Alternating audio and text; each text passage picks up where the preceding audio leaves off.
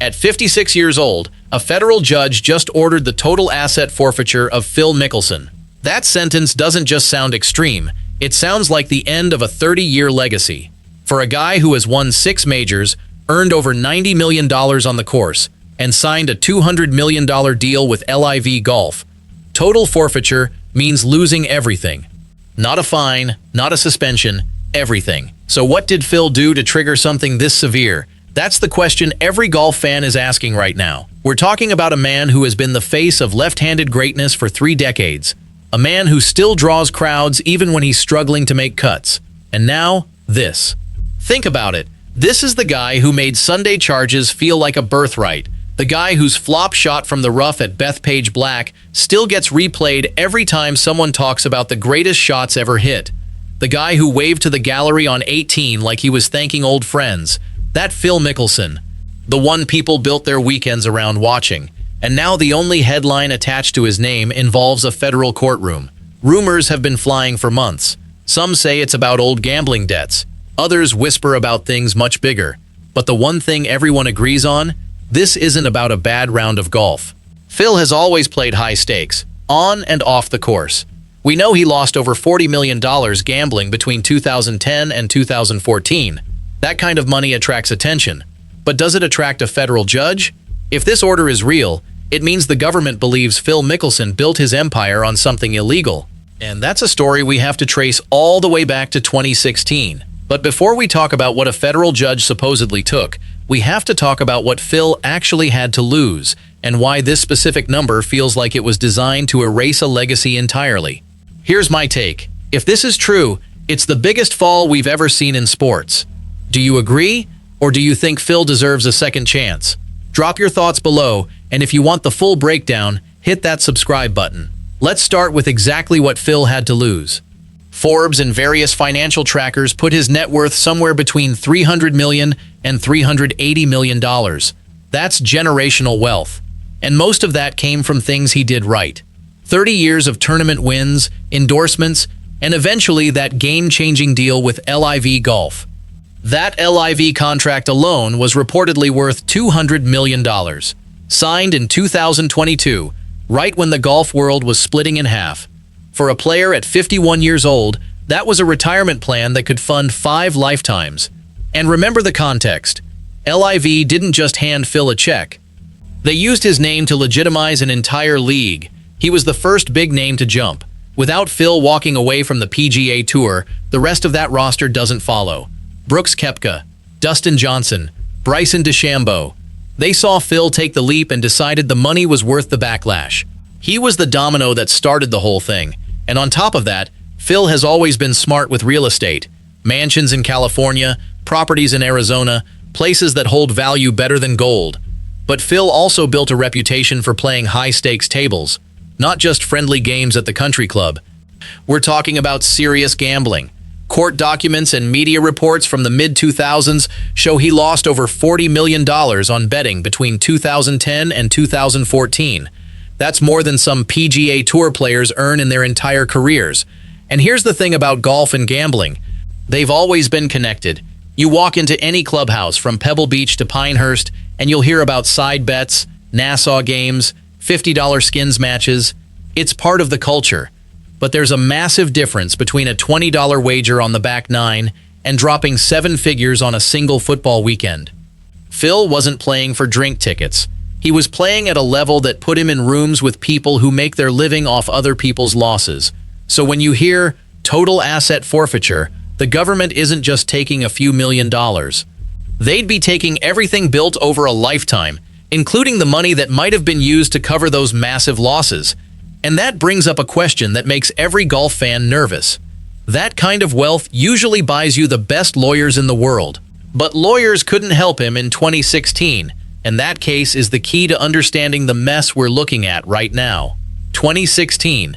That's the year everything started to crack. If you want to understand why a federal judge would even look at Phil Mickelson's bank account, you have to start right there. It was the SEC case, the Securities and Exchange Commission, and it involved a man named Billy Walters, one of the most successful sports gamblers in American history. In 2012, Billy Walters got an inside tip about a company called Dean Foods. The stock was about to jump. Walters bought shares and made a fortune. But he didn't keep it to himself. He passed that tip to Phil Mickelson, and Phil, who owed Walters money from gambling debts, used that information to make $931,000 in just a few days. Insider trading is serious. We're not talking about a parking ticket. We're talking about using secret information to make money off the stock market. That's fraud. When the FBI started digging, they found the connection between Walters and Phil. Walters went to trial and was convicted. He got 5 years in federal prison for doing exactly what Phil did. But Phil never went to prison. He was named as what the SEC calls a relief defendant. That means they didn't charge him with a crime. Instead, they made him give up the money he made, the full $931,000 plus interest. He paid it back, signed some papers, and walked away. If that case was closed nearly a decade ago, why is 2026 suddenly the year everyone is talking about forfeiture again? Because in the last 6 months, Phil hasn't just been losing tournaments, he's been losing his place in the game. Let's look at what's happened in 2026. Phil has played only one tournament this year. That was back in March at the LIV golf event in South Africa. Since then, nothing. He withdrew from the Masters. He skipped the PGA Championship. He was a no-show at the US Open. And he's been absent from every single LIV event except that one. The official explanation was family health issues. But when a player of Phil's caliber suddenly stops showing up, fans start asking questions. And the questions become louder when you look at what else has been happening. In June of 2026, Phil was at the Farms Golf Club in San Diego. This is a place he'd been a member of for years, a place where his name was on the wall. According to multiple reports, something happened during a round that day that ended with Phil being escorted off the course. He was asked to leave in the middle of his round. The aftermath is crystal clear. The Farms revoked his membership. They took down his pictures from the walls. Some say it was about inappropriate behavior toward female staff. Others say it was about a confrontation that went too far. Either way, for a guy who's been in the public eye for 3 decades, having a club literally kick you out is a new low. Phil's lawyers quickly issued a denial. They called it misinformation and threatened legal action. But the denials don't seem to be working anymore. The golf world has seen too many scandals, too many close calls. And now, this. Getting asked to leave a private club is embarrassing. But when a federal judge starts looking at your assets, that's not embarrassment. That's survival. What does getting kicked out of a golf club have to do with a federal judge ordering total asset forfeiture? On the surface, nothing. But look deeper. Look at the way Phil's life has been unraveling piece by piece. The money, the gambling, the insider trading, the club scandals. All of it paints a picture of a man who's been living on the edge for years. And the government might have finally decided to push him off. When a federal judge orders total asset forfeiture, there's a process. There has to be a reason. There has to be a crime. There has to be a connection between the crime and the assets being taken. Federal forfeiture laws are aggressive. They allow the government to seize assets connected to illegal activity, drug trafficking, money laundering, large-scale fraud. The government doesn't have to convict you first. They just have to prove that the assets were involved in criminal behavior. That's where things get dangerous for someone like Phil. So, if the judge isn't looking at the 2016 trade and isn't looking at the club incident, what could they possibly be looking for? Let's look at the money trail Phil left behind. Let's go back to the gambling. $40 million in losses. That's not just a hobby, that's a lifestyle. When you lose that much money, you have to find ways to get it back. Some people do it legitimately. Others take shortcuts. And if those shortcuts involve illegal activities, the government can step in. Could Phil have been using his golf success to cover up something darker? That's the question floating around golf forums and social media. It's the question that led to this headline, and it's the question we're going to answer. But first, we need to understand how we got here. Remember Billy Walters, the guy who went to prison for the insider trading case? He's out now. He served his time. And since his release, he's been talking. Not directly about Phil, but about the gambling world, about how it operates, about how easy it is for wealthy people to get caught up in things they can't control. The gambling world attracts people with money and people who want money. When those two groups connect, things can get messy. Phil was right in the middle of that mess. He wasn't just a casual gambler, he was a high roller, the kind of person who bets millions on a single game. Between 2010 and 2014, Phil lost $40 million. But where did that money go? Who did he owe it to? How did he pay it back? Those are the questions the government likely asked when they were investigating the insider trading case. If you owe $40 million to the wrong people, you need money quick. And that's where the term total asset forfeiture starts to sound terrifyingly specific. The insider trading case gave them a window into Phil's finances. They saw how much he was gambling. They saw who he was connected to. And they saw the kind of money moving around. That's when the SEC stepped in. They didn't charge him with a crime, but they made him give up the money he made from the Dean Foods trade. $931,000, plus interest. That was just the money he made from that one trade. It doesn't include the money he might have made from other things, or the money he might have lost.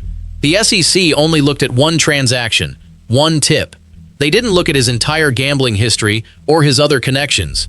They just wanted their money back. Phil paid the fine. He moved on. He went back to winning tournaments. He became the oldest major champion when he won the PGA Championship at 50. He signed the LIV deal. He was on top of the world again. But underneath all that success, the cracks were still there. We know he gambled. We know he lost. But do we know if he used his own money to do it? That detail changes everything. Fast forward to 2026.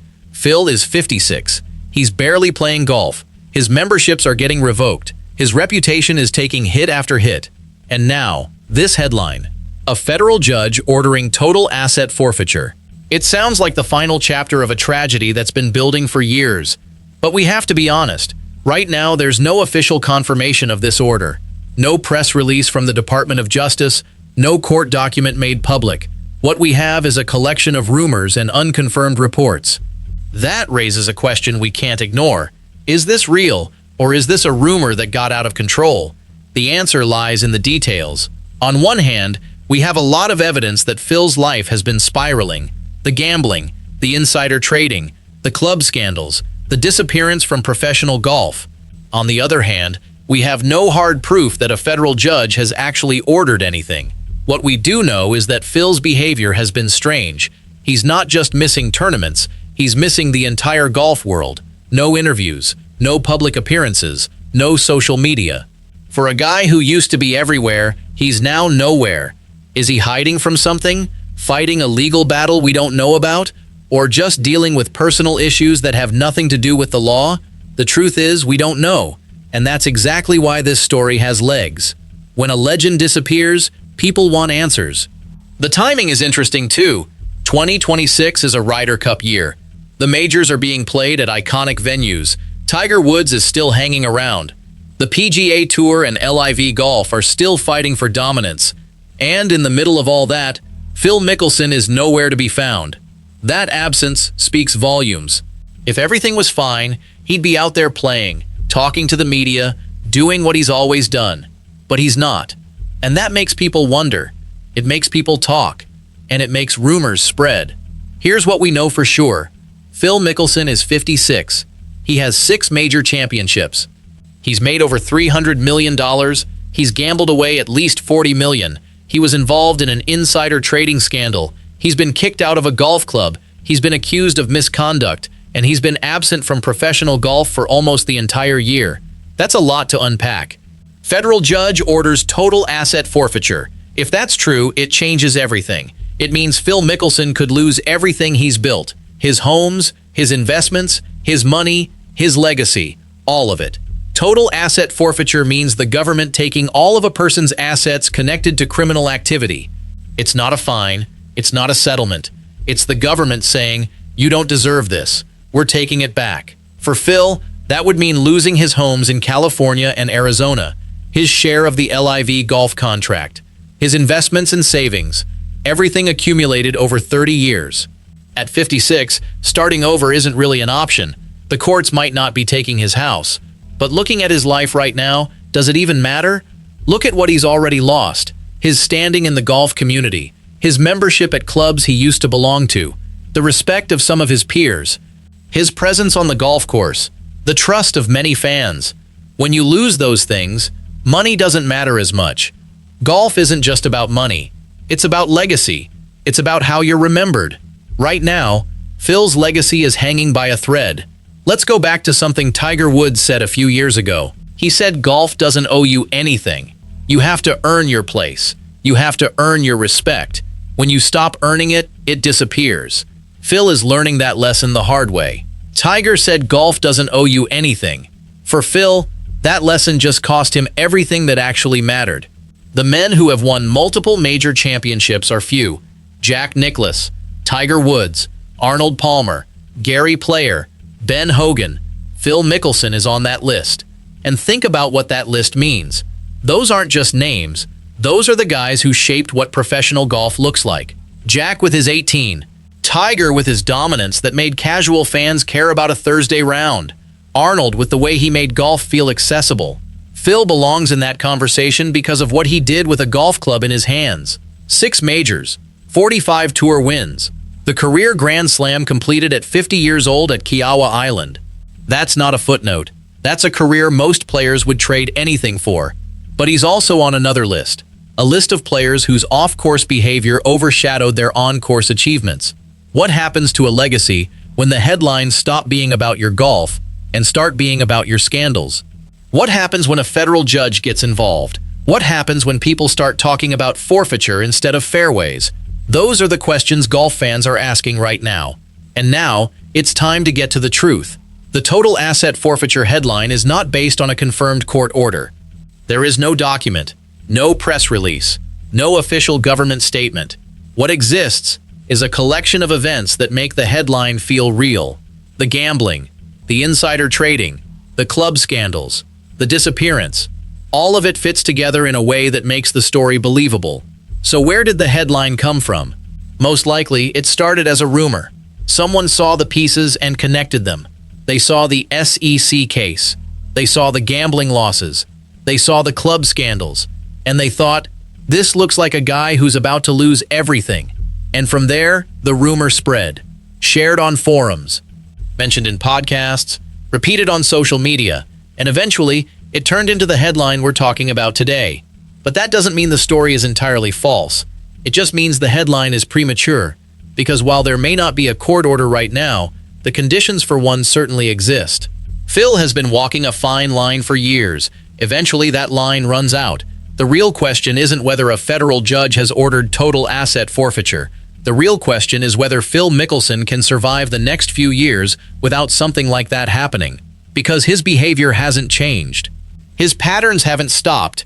And if anything, the last year has shown he's getting worse, not better.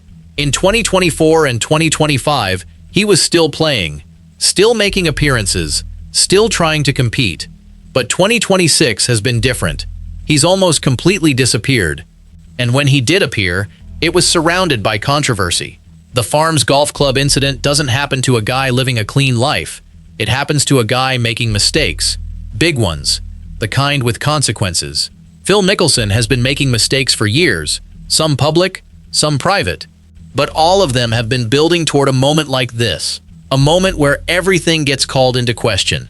We don't know what the future holds. We don't know if a federal judge will eventually order total asset forfeiture. We don't know if Phil will fight back or accept his fate. But we do know one thing.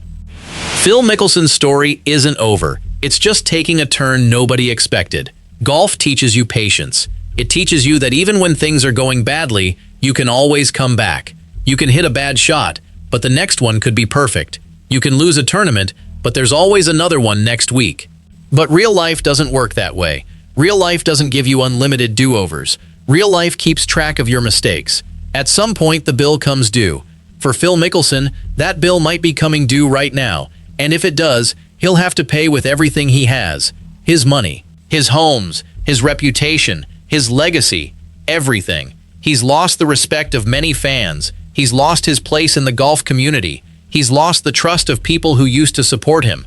Once you lose those things, getting them back is almost impossible. Do you think Phil deserves another shot? Or has he used up all his chances? Let me know in the comments. And if you want more deep dives into the biggest stories in golf, make sure you're subscribed. Because at the end of the day, this isn't just about Phil Mickelson. It's about what happens when a legend loses his way, how far someone can fall before they hit the ground, and whether there's any way back once they do. We'll be watching closely to see what happens next, because whatever happens, it's going to be big, dramatic, and it's going to change the way we think about Phil Mickelson forever. Thanks for sticking with me through this breakdown. I know it's a lot to take in, but I think it's important to understand the whole picture, not just the headline, but everything that led up to it, because without that context, the story doesn't make sense. Now, I want to hear from you. Do you think Phil Mickelson can save his legacy, or is it already too late? Drop your thoughts in the comments, and let's get a real conversation going. And if you enjoyed this deep dive, hit that subscribe button. We've got a lot more stories like this coming your way.